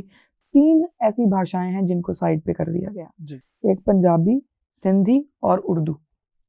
उर्दू इसलिए क्योंकि ये बात आ गई कि उर्दू वालों का तो अपना मुल्क बन गया है। उनका। सिंधी क्योंकि हिंदी ही है, तो पंजाबी भी हिंदी, ये एक बहुत बड़ा लॉजिक दिया गया जी, कि पंजाबी जो है वो अलग भाषा ही नहीं है ना। आगे सच्चर कमीशन की जो रिपोर्ट है उसमें प्रपोजल हुआ 1949 में कि जो पंजाबी बोलते हुए इलाके हैं उनको पंजाबी उनका मीडियम ऑफ इंस्ट्रक्शन बना दो, जो हिंदी बोलते हुए इलाके हैं उनका हिंदी मीडियम बना दो, जी, पंजाबी बोलते हुए जैसे गुरदासपुर हो गया, हिंदी बोलते जैसे पठानकोट हो गया, तो इनके अपने अपने कर दीजिए। इससे क्या हुआ कि वो डिवीजन जो है ना वो और बड़ी हो गई, पंजाबी और हिंदी में डिवीजन और बड़ी हो गई, क्योंकि अब पंजाबी वाले सिर्फ पंजाबी पढ़ रहे हैं, हिंदी वाले सिर्फ हिंदी पढ़ रहे हैं, वो उनका वो जो एक कोलैबोरेशन थी वो टूट गई। जी, आगे चलते 1948 में पंजाब यूनिवर्सिटी और भी कुछ आर्य समाज के अंदर जो आती थी संस्थाएं, स्पेसिफिकली जलंधर की संस्थाएं, उन्होंने ये डिक्लेयर कर दिया कि चाहे हम पंजाबी स्पीकिंग हैं लेकिन हम पंजाबी को मीडियम ऑफ इंस्ट्रक्शन नहीं रखेंगे। ये तब हो गया। तो ये आर्य समाज का एक इन्फ्लुएंस था। फिर आर्य समाजियों ने ही जनसंघ के साथ मिलकर आगे जब चल के 1951 का जो कैंपेन होती है, उस 1951 के कैंपेन में उन्होंने बकायदा हिंदी हिंदू हिंदुस्तान के अंडर पंजाब के हिंदुओं को ये बोला कि आप अपनी सेंसस में अपनी भाषा जो है वो हिंदी लिखो जी। और उन्होंने लिखी। 1951 में भी हुआ, 1961 में भी हुआ, 1971 में भी हुआ, तीनों टाइम ये रिपीट हुआ। तो ये बात क्लियर हो गई कि ये लोग हिंदी बोलते हैं। उसी के बेस पे जो रीऑर्गेनाइजेशन ऑफ स्टेट हुई है वो उसी के बेस पे ना कि ये हिंदी बोलते, हरियाणा को निकाल दिया है ना, उधर हिमाचल। तो ये सब कुछ इसी का एक तरीका है ना। एक लास्ट बात मैं बोलूंगी, हुकम सिंह जो है उन्होंने एक बात भी लिखी है बकायदा। उन्होंने लिखा कि while others got state for their language, we even lost our language। ये बात समझनी पड़ेगी।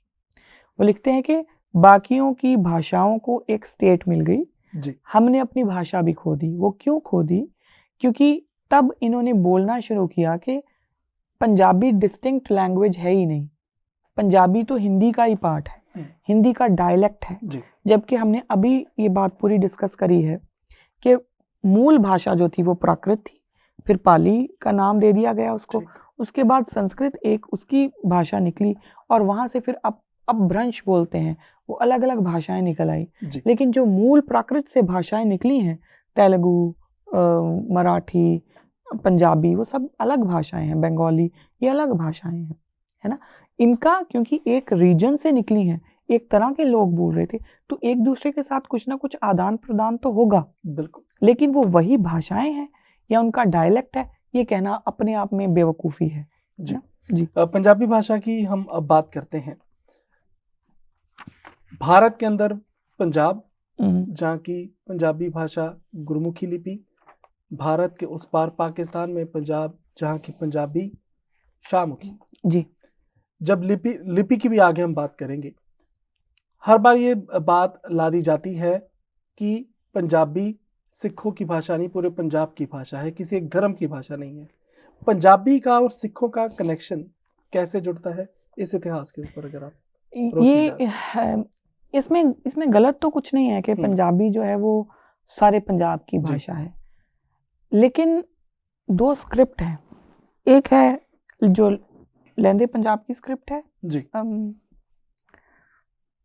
क्या बोलते हैं उसको, एक तो गुरमुखी हो गई, एक शाहमुखी। शाहमुखी, सॉरी, एक गुरमुखी एक शाहमुखी। शाहमुखी जो है वो ज़्यादातर लहंदे पंजाब की स्क्रिप्ट बन गई। गुरमुखी क्योंकि गुरुओं ने ही इस स्क्रिप्ट को सोधा है, इसको संवारा है, तो इसलिए ये गुरमुखी है जी, और गुरमुखी के ऊपर क्योंकि अगर गुरु नानक ना होते तो ये जो लिपि है ये तो कभी आनी नहीं थी। बताया तो है कि वो पर्शियन वो जो पर्सो अरेबिक स्क्रिप्ट में लिखा जा रहा था सब जी। कुछ, तो उसी में से हिंदी फिर उर्दू, कहाँ ये मर खप जानी थी, वो जो शब्द हैं, वो जो अल्फ़ाबेट्स हैं, वो कहाँ ख़त्म हो जाने थे किसी को नहीं पता, अगर गुरु नानक पट्टी लिखी नहीं लिखते तो। पट्टी लिखी बाणी में जी, ये पट्टी लिखी बाणी क्या है? क्योंकि हमने एक बार पहले वाले एपिसोड में भी हमारे इसका आपने जिक्र किया जी कि पट्टी लिखी बाणी, जहाँ पे हर एक शब्द का, हर एक अक्षर का जी जी थोड़ा विवरण देते हैं। हाँ जी बिल्कुल। पट्टी लिखी बाणी जो है वो गुरु नानक लिखते हैं और उसमें सस्से से शुरू करते हैं, क्योंकि गुरु नानक के समय पे जो 35 हम आज बोलते हैं 35 अखरी, वो तब उस सीक्वेंस में नहीं थी। थी क्योंकि गुरु नानक की जो पट्टी लिखी बानी उसमें 35 के 35 अक्षरों का एक एक मीनिंग दिया हुआ है जी, लेकिन वो सस्से से शुरू करते हैं, है ना। इसकी एक जो तरतीब है वो बाद में गुरु अंगद देते हैं उसको, है ना। वो जो आज हम तरतीब देखते हैं ऊड़ा एड़ा ईड़ी सस्सा, वो गुरु अंगद देते हैं। तो अगर आप गुरु नानक की वो पट्टी लिखी की बात देखें, सस्से सोई सृष्ट जिन साजी सबना साहिब एक पया, कि सस्से से मतलब है वो साहिब, सस्से से मतलब है, सस्से का मतलब सस्सा सेब नहीं है। तभी मैंने बोला ना कि जो कायदे थे वो हमारे जलाए गए, क्योंकि हमें पढ़ाना था ऊड़ा ऊठ एड़ा अम्ब ईड़ी इंजन सस्सा सेब हा हाथी, हमें ये समझाना था। गुरु नानक हमें समझा रहे हैं कि सस्से का मतलब है वो एक साहिब जिसने ये पूरी सृष्टि जो है वो बनाई है। सस्से सोई सृष्ट जिन साजी सबना साहिब एक पया, सेवत रहे चित जिनका लागा आया तिनका सफल पया, कि जो उसकी सेवा में कॉन्शियसली जो उसकी सेवा में रहते हैं उन्हीं का आना सफल है, जिनके चित्त में जिनके मन में वो हमेशा वास करता रहता है। मन काहे भूले मूड मना जब लेखा देवे बीरा तो पड़िया। सो ऐसे ही ईड़ी के बारे में, फिर ऊड़े से ऊड़ा ऊठ नहीं, ऊड़े उपमा ताकी कीजे जाका अंत न पाया, कि ऊड़े से मतलब है कि उसकी उपमा करो जिसका अंत नहीं पाया जा सकता। सो इस तरह से गुरु नानक 35 के 35 अक्षरों की एक एक प्रॉपर डेफिनेशन देते हैं कि अगर तुम ऊड़ा पढ़ो तो तुम्हारे मन में क्या आए, तुम आड़ा पढ़ो तो तुम्हारे मन में क्या आए, ईड़ी पढ़ो तो तुम्हारे मन में क्या आए, और वो एक एक अल्फाज जो है वो उस एक अकाल पुरख के साथ आपको जोड़ता है। ये गुरु नानक की 35 है। तो वो जिस तरह से हमें भाषा देते हैं इसलिए वो गुरुमुखी हो गई। आप बात कर रहे थे कि उस भाषा को गुरुमुखी कह देना, फिर उसके ऊपर शायद ये सिर्फ सिखों की ही भाषा, ये सिखों की भाषा। तो गुरुमुखी स्क्रिप्ट तो गुरु के सिखों ने ही बनाए, गुरु साहब ने ही बनाई है जी। और बनाई का मेरा मतलब है कि उन्होंने संभाली है, उसको तरतीब दी है, वो गुरु के बिना हो नहीं सकती थी। तो सिखों की तो ये आइडेंटिटी है जी। सिखों के लिए गुरुमुखी सिर्फ एक भाषा नहीं है जी। गुरुमुखी सिर्फ एक स्क्रिप्ट नहीं है। अगर हमारे पास, आप सोचो कोई एक भाषा, हमने बात करी है कि एक भाषा खो गई तो पूरा का पूरा सिविलाइजेशन खो जाता है। उनके पेड़ पौधों के नाम क्या है वो खो जाएंगे, चलो मेडिसिन ये ना मिली तो कोई और मिल जाएगी, पशु पक्षी ये ना देखे कोई और देख लेंगे, मतलब वैसे है तो उसकी भी कोई रिप्लेसमेंट नहीं जी। लेकिन आप सोचो कि अगर वो मेडिसिनल हर्ब्स की बात करते हैं, वो मेडिसिनल हर्ब्स नहीं हुए तो कोई और हो जाएंगे प्रोबेबली। ठीक, आपसे गुरुमुखी छीन ली जाए, आप गुरु ग्रंथ साहब पढ़ ही नहीं सकते, गुरु ग्रंथ साहब पढ़ नहीं सकते, समझ कैसे सकते हैं? और आपका गुरु कौन है?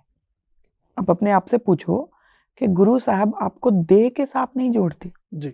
देह के साथ जोड़ना होता तो वो फिर गुरुशिप आज भी आगे कोई ना रखते हैं कोई ना, गुरु। उन्होंने हमें शब्द के लड़ लगाया है। बिल्कुल। शब्द के साथ जुड़ने का मतलब यह है कि आपको शब्द के साथ, शब्द का ज्ञान तो होगा ना, और ज्ञान कैसे होगा? पढ़ने से। अगर आपको पता ही नहीं है गुरु ग्रंथ साहब में लिखा क्या है, आप जाके माथा टेकते हो, तो फिर तो वो एज इक्वल एज मूर्ति पूजा हो गया, जी। है ना? तो उसका तो वो तो गुरु नानक खंडन करेंगे। तो उसमें आपको शब्द के साथ जुड़ना, और शब्द के साथ जुड़ आप सिर्फ गुरुमुखी लिपि के सहारे सकते हो एज अ सिख। तो आपके लिए, जो सिखों के लिए जो भाषा है ना गुरुमुखी, वो सिर्फ ये नहीं है कि एक भाषा है, मर भी गई तो कोई बात नहीं। सिखों की अगर ये भाषा खत्म होती है तो सिखों का पूरा जो बेस है वही खत्म हो जाएगा। बिल्कुल। हमारा गुरु ही मर जाएगा। जी। और गुरु कभी मर सकता है? नहीं, पॉसिबल नहीं, क्योंकि गुरु तो एटर्नल है, तभी शब्द गुरु है ना। लेकिन हमारा उस गुरु के साथ जुड़े रहने के लिए बहुत ज़रूरी है कि हम गुरुमुखी को एज इट इज़ पढ़ें। तो वो सिखों की भाषा है, बिल्कुल है जी। ये हमने नहीं, ये अंग्रेज़ों ने बोला है जी। कि गुरुमुखी को अगर आप रिवाइव करते हो तो ये पॉलिटिकल एरर होगा, क्योंकि ये सिखों की स्क्रिप्ट है। जी। लेकिन इसका मतलब ये नहीं है कि ये और किसी की भाषा नहीं है। सिखों के लिए इसका खास महत्व है। लेकिन पूरे पंजाब की अगर कोई निगरानी कर सकता है, अगर कोई पूरे पंजाब का मार्गदर्शन कर सकता है, तो वो गुरु ग्रंथ साहब ही कर सकते हैं, क्योंकि पंजाब जींदा ही गुरां के नाम पे है ना। ये हम पढ़ते आ रहे हैं, पंजाब जींदा गुरां दे नाम पे। तो उनके बिना तो कुछ पंजाब के अल्ले पल्ले ही कुछ नहीं है। तो अगर किसी को पंजाबी, अब आप उन कैसे इसको ना, ये पंजाबियत is a very good concept, लेकिन आप सोचो कि उन लोगों को पंजाबी के साथ कैसे वो प्यार होगा जी। जिन्होंने बकायदा अपनी प्रोटेस्ट निकाले हैं, है ना। बीड़ी सिगरेट पिएंगे, हम शान से जिएंगे। बीड़ी सिगरेट पीना अच्छी बात है, अब तो फिल्मों के सामने भी लिखना शुरू कर दिया उन्होंने, है ना। तो जिन्होंने ये प्रोटेस्ट निकाले, उनको क्या पता कि गुरु ग्रंथ साहब हमारे लिए कितना इंपॉर्टेंट है। तो इसलिए ये सिखों की ही भाषा बन जाती है। हाउएवर ये सिखों की भाषा अकेली नहीं है, पूरे पंजाब की है, पूरे मानवता की है। जिस किसी को अपनी जिंदगी में कोई सुधार चाहिए, उसको गुरु ग्रंथ साहब के पास आना पड़ेगा। गुरु ग्रंथ साहब के साथ बात करने के लिए गुरु की ही भाषा में बात करनी होगी, और उनकी भाषा गुरुमुखी है। बिल्कुल। अब तक हमने जो बात की रीजनल भाषाओं के बारे में, हमने आपसे जाना, आपसे ये जाना कि यूएन अगर कोशिश करता है तो वो कैसी होती हैं। भारत के अंदर 1928 के अंदर अगर मोतीलाल नेहरू जो भाषाओं के आधार के ऊपर सूबा बनाने की बात या स्टेट बनाने की बात करते थे, पंजाबी, उर्दू और सिंधी रह भी जाते हैं। सिखों को मान होना चाहिए कि हम जिस भाषा के अंदर जीते हैं, जो हमारी मातृभाषा है, वो हमारे गुरुओं से हमारे तक पहुंच रही है। लेकिन वो मान आज भी कहीं ना कहीं दब के रह गया है। शर्म सी आती है जब वो कभी पंजाबी में बात कहीं करनी पड़ जाए। आपने एक फिल्म का भी एक जिक्र किया कि बाहर जाके लोग पैसे दे के दूसरी भाषाओं को सीखना चाहते हैं, अपनी भाषा छोड़ना चाहते हैं। सिखों के ऊपर एक ये बड़ा बीच में गैप नहीं बन जाएगा अपने गुरु तक पहुंचने के लिए, अपनी भाषा तक पहुंचने के लिए? बिल्कुल, मैंने तो पहले ही बोल दिया कि सिखों के लिए तो ये हमने पिछले एपिसोड में बात करी थी, स्ट्रगल फॉर एग्जिस्टेंस है जी। ये हमारी होंद की लड़ाई है भाषा, क्योंकि अगर हमारी भाषा चली गई तो हमारी कोई होंद नहीं, हमारी कोई हस्ती नहीं। तो सिखों के लिए तो बहुत इम्पोर्टेंट है जी। ये औरों के लिए भी इम्पोर्टेंट है जी, है ना। मैं यहाँ पे पूर्वा मसूद का जिक्र करूंगी। वो इतना अच्छा काम कर रहे हैं, गुरुमुखी और शाहमुखी दोनों को सिखा के जी। तो भाषा ना सीखना तो कोई बात नहीं है, आप जितनी चाहें उतनी भाषाएं सीखिए, है ना। आपको इंग्लिश सीखना चाहिए, ग्लोबल लैंग्वेज है। आपको हिंदी सीखनी चाहिए, क्यों नहीं सीखनी। नेशनल लैंग्वेज नहीं है ये बात क्लियर हो जाए, क्योंकि ऐसी कोई नेशनल लैंग्वेज है नहीं, ऑफिशियल लैंग्वेजेस हैं। तो लेकिन फिर भी अगर आपको अच्छी लगती है, मुझे बहुत अच्छी लगती है हिंदी भाषा में, बड़े अच्छे महादेवी वर्मा मेरी फेवरेट पोएट हैं, तो मैं उनको पढ़ती हूँ। मुंशी प्रेमचंद को आप पढ़ो, तो लिटरेचर पढ़ने के लिए आप हिंदी में बहुत खूबसूरत लिटरेचर लिखा गया है। और अगर आपको पढ़ना है तो आपको हिंदी आनी चाहिए। आप फ्रेंच सीखो, आप स्पेनिश सीखो, कितनी भाषाएं सीखो, वो दिक्कत नहीं है, वो कॉन्फ्लिक्ट ही नहीं है कि आपको सीखनी चाहिए कि नहीं। कॉन्फ्लिक्ट ये है कि आप अपनी भाषा छोड़ रहे हो। जी आपने बोला शर्म सी आती है। हमें ना सारे पंजाबियों को कम से कम 10 मिनट अपने घर में आंखें बंद करके सोचना चाहिए कि पहली बार हमें शर्म कब आई थी। पहली बार आपको पता चलेगा कि आपको शर्म आती नहीं है, आपको शर्म करना सिखाया गया है। आपको शर्म दिलाई जाती है। आपको सिखाया गया है ये कह के कि तुम पंजाबी हो, अच्छा अच्छा, बल्ले बल्ले, है ना। तो आप बोलते यार दफा करो, हम हिंदी बोलेंगे, है ना। आप पंजाबी, यार तुम तो बड़े रूड होते हो। हरियाणवी भाषा को अक्सर बोलते हैं ये रूड भाषा है, मुझे तो कभी रूड नहीं लगी। वो इनका अपना एक डायलेक्ट है, उसमें एक, अब देखें वो जो क्षेत्र है ना, मैं तभी बोलती हूँ ना कि पंजाब है ही अलग। और जब मैं पंजाब की बात करती हूँ तो मैं महाराजा रणजीत सिंह वाले पंजाब की बात करती हूँ, मैं अभी वाले छोटे पंजाब की बात नहीं करती। आप राजस्थान का देखिए, आप हरियाणा, उनमें जो एटीट्यूड है ना वो और किसी क्षेत्र में है ही नहीं, है ना। और इसीलिए उनकी भाषा में भी वो नजर आता है। तो वो तो अथॉरिटी है ना। हमें उसके ऊपर हमें गर्व होना चाहिए। हरियाणवी को गर्व होना चाहिए उसकी भाषा पे, राजस्थानी को अपनी भाषा पे, पंजाबियों को अपनी भाषा पे। और जो ये बात आके बोले कि पंजाबी जो है वो तो अनपढ़ों की भाषा है, उसको बोलो कि चल ठीक है, माना 1 घंटा एक ओंकार पे बोल। पंजाबी भाषा तो बाकी तो लिटरेचर छोड़ दो, जो बाद में लिखा गया, जो पंजाबी, सिर्फ एक ओंकार को डिकोड करके देख लो और अकल ठिकाने आ जाएगी कि पंजाबी किस इंटेलेक्ट की भाषा है, किस लेवल की भाषा है ना। मैंने एक बार लिखना शुरू किया कि एक पेपर लिखती हूँ सिर्फ एक ओंकार पे। आप यकीन माने अभी तक मैं 275 पेज लिख चुकी हूँ और अभी भी मेरी बात पूरी नहीं हुई, इसीलिए वो अभी तक छापा नहीं है ना। मुझे नहीं पता मैं कब पूरी कर पाऊंगी। और उसमें मैंने ऐसे ही कुछ अरले परले नहीं मारे हुए कि मेरी कुछ इमोशनल चीजें नहीं, मैंने सारा कुछ साइंटिफिक लिख रही हूँ, है ना। कि एक ओंकार का, एक का मतलब, ओंकार का मतलब, वो सारा मैं साइंटिफिकली लिख रही हूँ, लेकिन वो पूरा ही नहीं होता। वो इंटेलेक्ट की भाषा है पंजाबी, जिसको आप कह रहे हो कि ये ऐसे ही है, बस ये अनपढ़ों की भाषा है। ये हुआ है पंजाबी यूनिवर्सिटी में हुआ है। आप सोचो उस जगह पे हुआ है जिसका स्थापना ही पंजाबी को प्रमोट करने के लिए हुई थी, है ना। पंजाबी यूनिवर्सिटी की स्थापना ही पंजाबी लैंग्वेज के लिए हुई है। उसी में वो कह रहे हैं कि पंजाबी लैंग्वेज तो गवारों की भाषा है, पंजाबी तो रूड है ना। तो ऐसी तो बात नहीं है।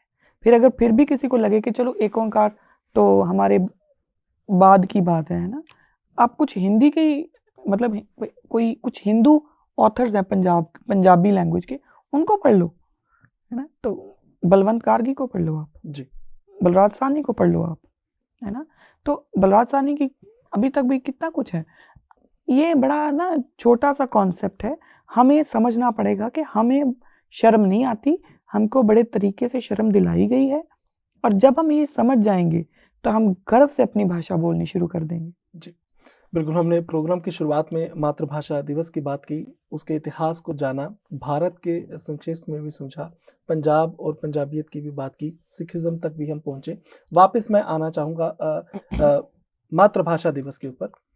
3 डॉट्स यहाँ पे आप जरूर कनेक्ट कीजिए एक बार फिर से जाते जाते, कि अगर हम मातृभाषा दिवस मना रहे हैं, मतलब उसका कहीं ना कहीं ये अर्थ है कि हम अपने धर्म के नजदीक और हो सकें, क्योंकि मातृभाषा बोली के साथ आगे जुड़ती है उसकी लिपि जो आगे आपको लेकर जाती है आपके धार्मिक ग्रंथ तक।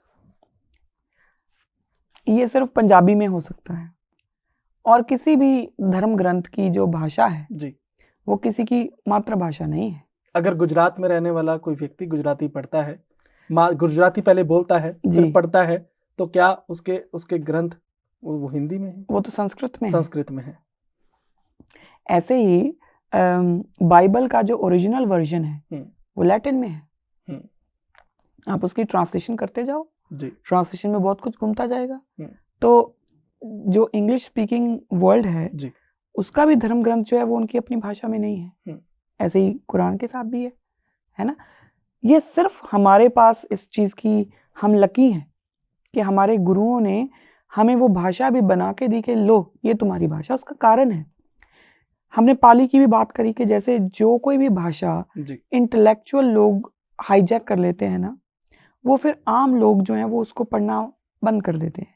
पंजाबी के साथ भी अगर आप सोचो, पंजाबी के जब कुछ इंटेलेक्चुअल लोग लिखते हैं तो वो इतने भारी भरकम वर्ड लिखते हैं कि आम बंदे को वो समझ में नहीं आते, तो वो अपनी भाषा अलग से बनाते हैं, फिर वो अपनी भाषा चलाते रहते हैं।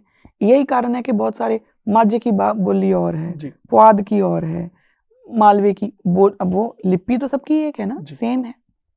और वो क्यों है? क्योंकि गुरु ग्रंथ साहब ने हमें एक लिपि दी है। और गुरु ग्रंथ साहब की भाषा आज ना कई कई लोग बोलते हैं कि गुरु ग्रंथ साहब की भाषा बड़ी डिफिकल्ट है। तो मैं कहती हूँ भाई, गुरु ग्रंथ साहब की भाषा तो रीजनल लैंग्वेज है जी वो डिफिकल्ट इसलिए हो गई क्योंकि हमें ऑफिस का पंजाबी पता ही नहीं है क्या है। हमें पता ही नहीं कि विंडो, डोर, हमने ये तो खैर बड़े छोटे वर्ड्स हैं, लेकिन सेक्रेटरी को आप करके देखो पंजाबी में क्या बोलोगे? स्कत्रेत है ना, वो स्कत्रेत हो गया, सेक्रेटरी ऑफिस सेक्रेटरेट हो गया। तो लेकिन ऐसे कई सारे ऐसे वर्ड्स हैं जिनकी हमें इंग्लिश ही आती है, पंजाबी आती नहीं। तो हम गुरु से दूर गए हैं, गुरु दूर नहीं गए। गुरु की तो रीजनल भाषा है। तारा मीरा, एक ना सुरजीत पात्र की बड़ी अच्छी कविता है। वो कविता का टाइटल ही है कि मर रही है मोली मेरी बोली, लफ्स लफ्स, राइट। तो एक एक अल्फाज करके हम छोड़ते जा रहे हैं, एक एक अक्षर जो है हम छोड़ते जा रहे हैं। अगर मैं पंजाबी बोलूं, एक एक अक्षर दे नाल ਅਸੀਂ दूर होंदे जा रहे हैं। एक एक अक्षर, है ना। पुआ कौन कहता है? अब तो सब अंकल आंटी हो गए, पुआ फुफड़, हमने तो अपने रिश्तों में से भी भाषा गायब कर दी है ना।